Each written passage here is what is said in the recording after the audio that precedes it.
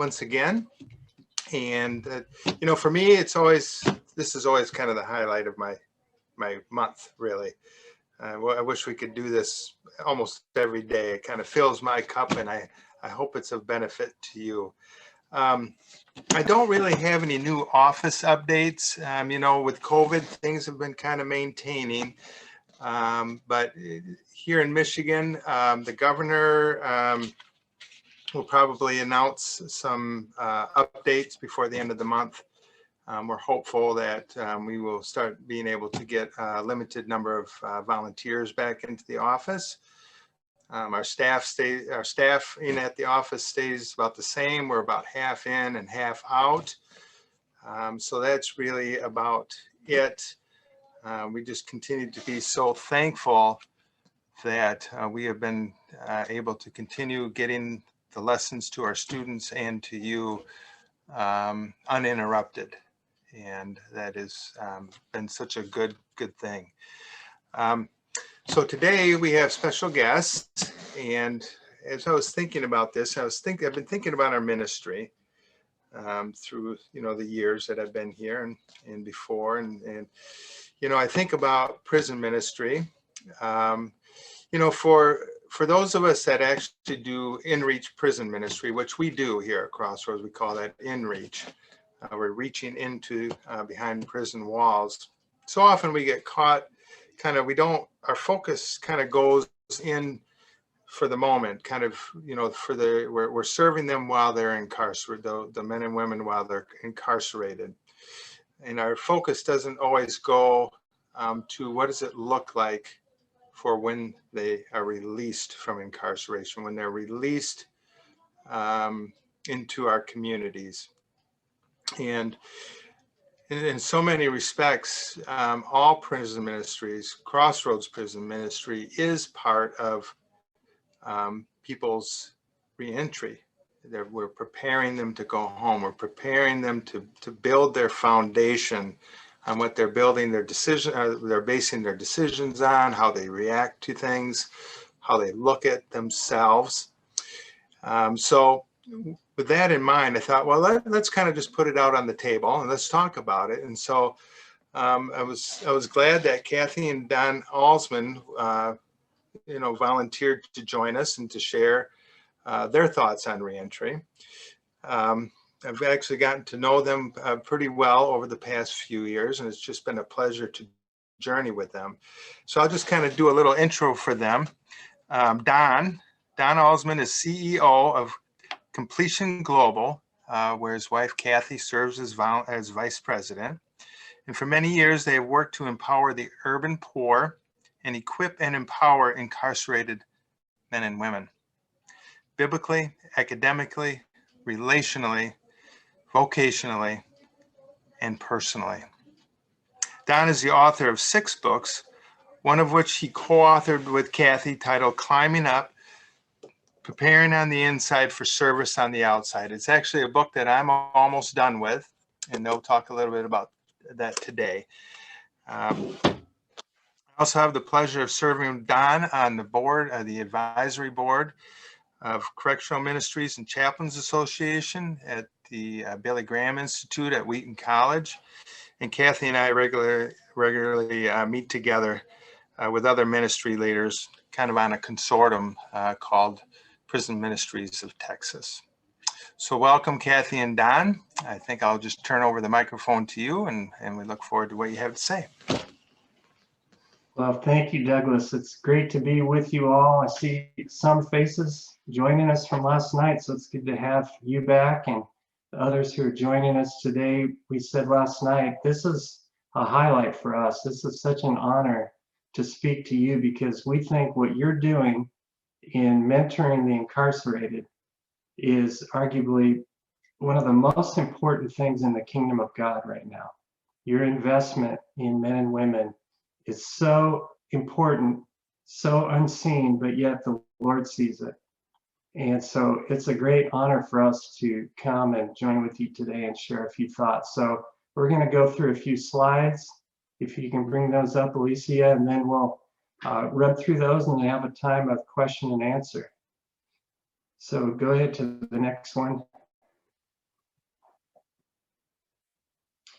So what we want to talk about today is reimagining how we can raise the bar of our expectations. Those of us, all of us working with the incarcerated, how can we have a different mindset of how we could mobilize those men and women who are incarcerated for the work of the Great Commission, not just to receive ministry, but actually to be equipped to do the work of the Lord, covering the whole earth, reaching the whole earth.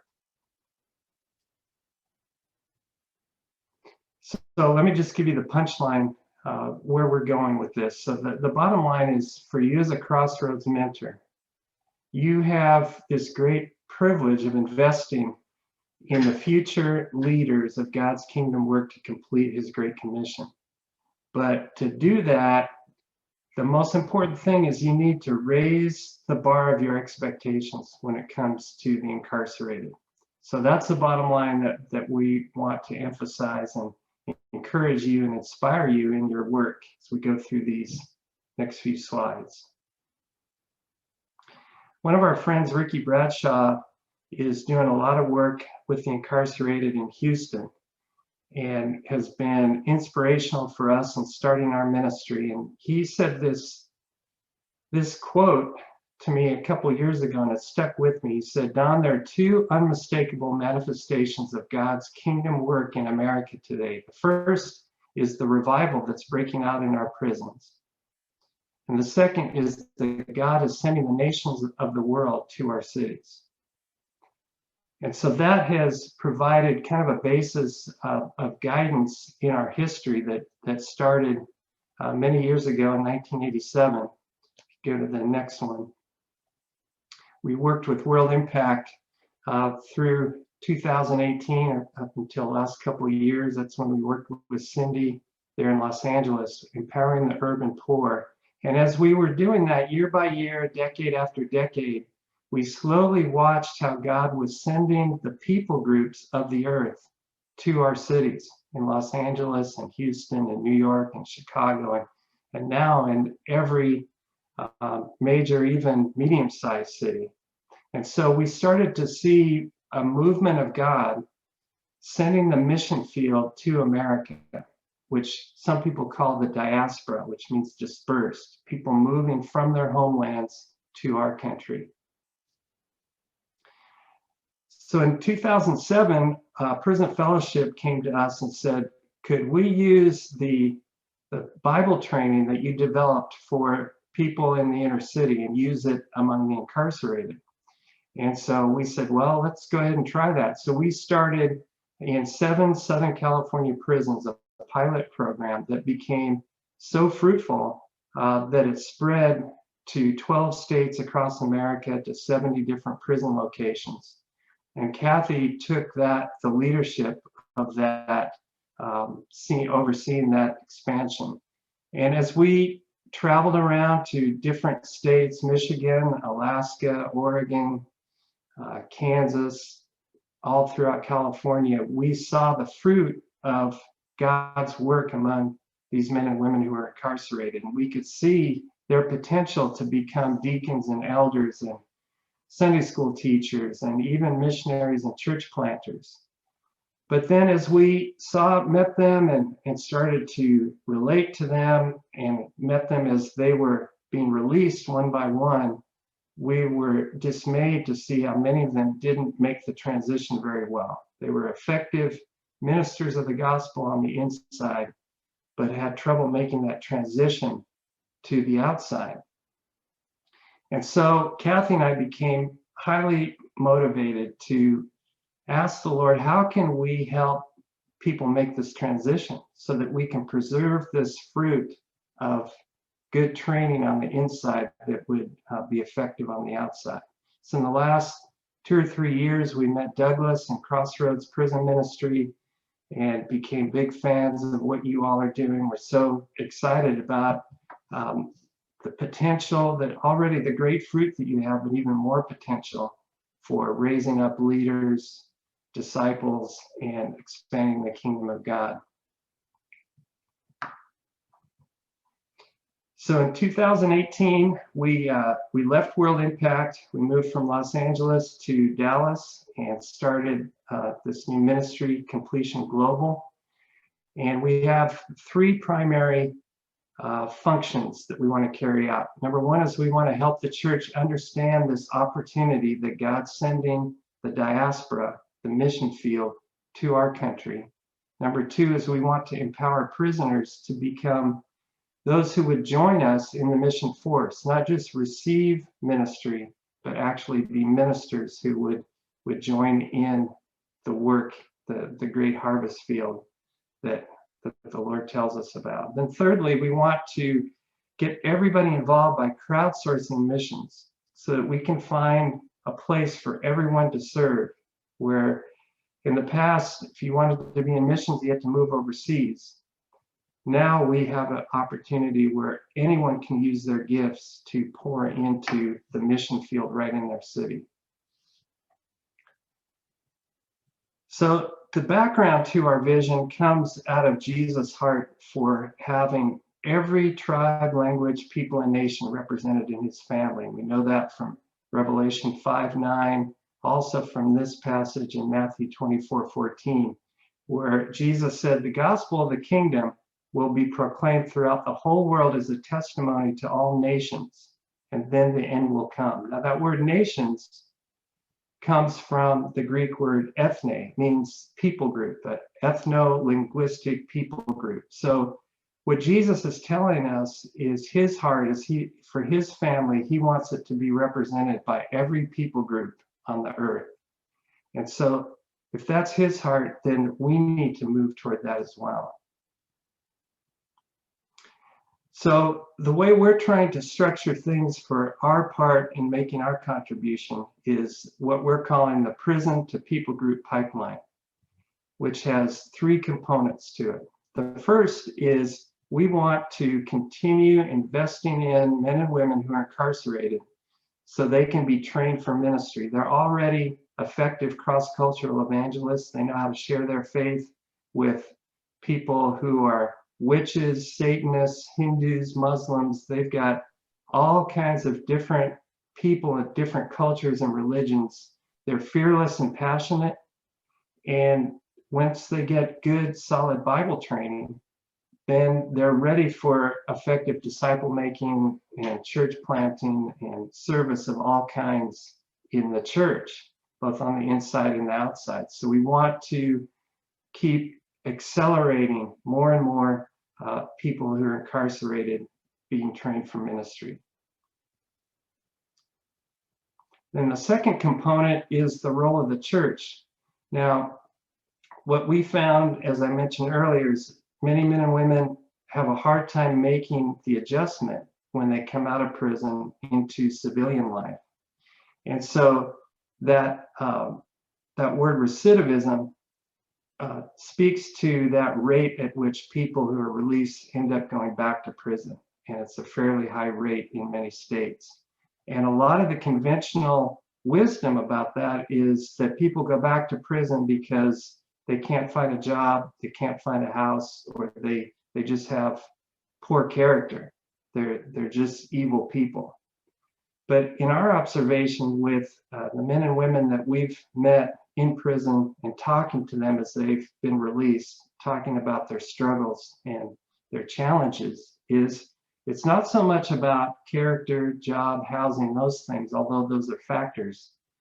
We maintain that the single biggest reason people go back to prison is because they can't adjust to the culture on the outside. Prison has a culture just like people living in Thailand have a culture.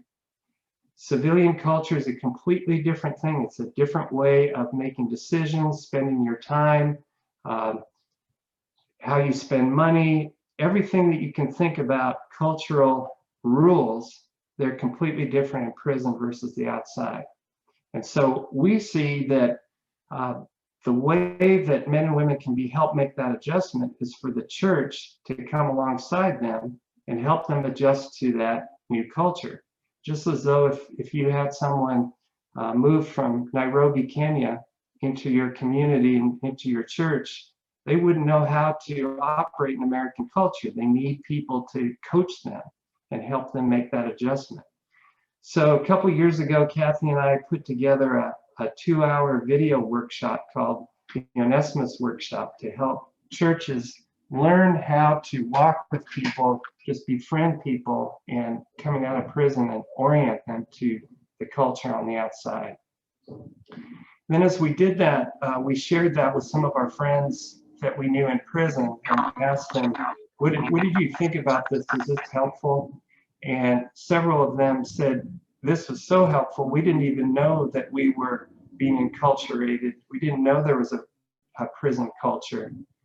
Could you write something for us that's geared toward us rather than churches on the outside? So in August, Cathy and I put together a book called Climbing Up that Douglas mentioned to help prisoners on the inside read it, study it, develop action plans to help them so that when they go through the gate, they're prepared to start making that transition. So here on the next slide, I think we have the links on Amazon to both the Onesimus Workshop and Climbing Up. And I think Alicia might put that in the chat for you. So the prisons on one side, training men and women in prison for ministry. Church is doing the reinculturation part. And then the third part on the diaspora spout at the end is we're working with mission agencies, denominations, and parachurches to help them reimagine prison as a place for viable recruiting for their ministry.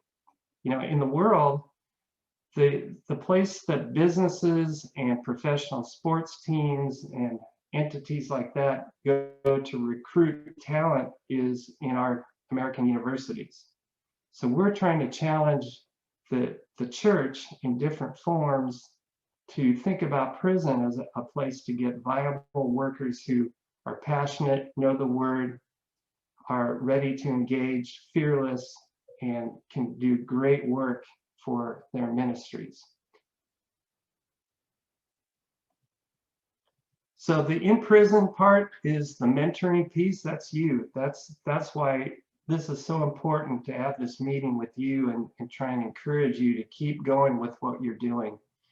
The second piece is the reinculturation part where the church can help, and then service opportunities where their ministries can welcome formerly incarcerated men and women who've been trained, who've made that cultural adjustment, and then can step into whatever their role, their gifts from the Spirit to engage in ministry. But the key to all this is at the beginning, you who are engaging and mentoring and encouraging the people who are incarcerated, your expectations, how high you have your expectations for what they can become, that sets the tone for everything. If you can imagine what they could be for the kingdom, many times they don't have the imagination or the confidence for themselves, but if you have that, you can give that to them and they can start to believe it themselves. So what we want to leave you with in this time is to encourage you to raise the bar of expectations. Many people that are involved in in-prison ministry work have a low bar. They tell us, you know, if we can just help Fred or Susie just when they get out of prison, not go back to prison, and they can take care of their family and be a good citizen, then that's a victory. And what we tell them is certainly that's a victory, but we want so much more than that. We want to help raise up men and women who can be effective servants for Christ and his church, for the kingdom of God. And so we have one of our friends here was in CRC prison in Norco, California. He graduated and was released and is now an associate pastor at his church in Los Angeles. And so this is what we hope for the thousands of men and women who are incarcerated that love Jesus will become those effective servants. Sorry, Alicia, I threw you off on that. So as we think about raising the bar of expectations, the tools are all there. Crossroads gives you great tools to do this. The opportunity for the kingdom is great. But the question then is, how will you raise the bar of expectations? How can you have a greater capacity of imagination when you look at someone who's incarcerated and see them as God sees them, as someone who's tremendously gifted for future work in the kingdom? So I'm going to let Cathy tell a story about these folks in this bottom picture here, if you're ready to do that, Cathy. This is a group of gentlemen who went through the leadership training program called the Urban Ministry Institute Capstone Curriculum with Prison Fellowship at Brooks. And one of the mentors is the gentleman in the back in the blue shirt with the beard. And he, December 14th, he passed away. And his service was just last Saturday, because that was would have been his 79th birthday. And at his service, they had two gentlemen come from Brooks that he had worked with. One of them is in this picture, and another one from a previous class came. And just hearing them speak about what Elmer had been in their life to them, someone who believed in them, someone who wanted the best for them. One of the gentlemen who spoke talked about how Elmer challenged him to do better on his homework, that he said, this was good and well done, but I know you can go deeper, and I'd like to see that on your next assignment. And the guy said it really spoke to him, because people didn't have a lot of expectations for him. He'd never had someone challenge him in a positive way like that, who believed in him, that he could do more. So it was just really meaningful to be at Elmer's service and hear how much what he had done had meant to the men that he had worked with.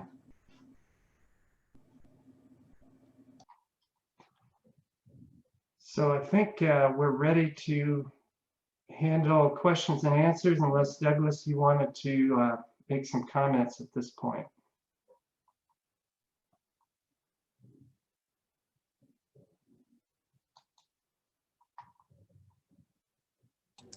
Talking to myself again.